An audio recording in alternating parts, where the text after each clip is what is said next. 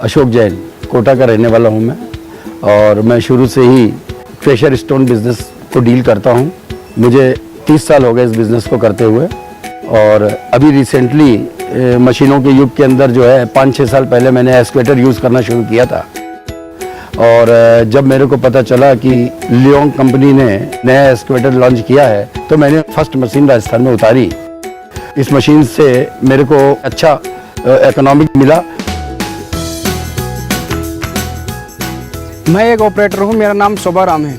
काफ़ी समय से मैं मशीन चला रहा हूँ। इसकी जो ये बूम स्टिक है लंबी है, मतलब थोड़ी दूर रह के भी हम गाड़ी भर सकते हैं। कितनी भी हाइट हो, ये अपने आप रास्ता बनाती हुई चढ़ जाती है और उतर जाती है। दिमाग हमारा होता है, काम लोगों का होता है।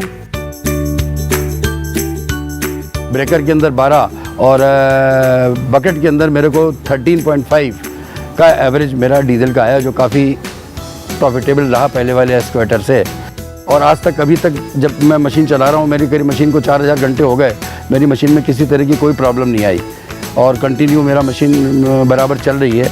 इसके अंदर कंपनी की तरफ से हमारे ऑपरेटरों को और हमारे जो हेल्पर्स हैं उनको समझाने के लिए भी इंजीनियर्स आते हैं और बराबर प्रिपेयर करके इनको सर्विस देते हैं।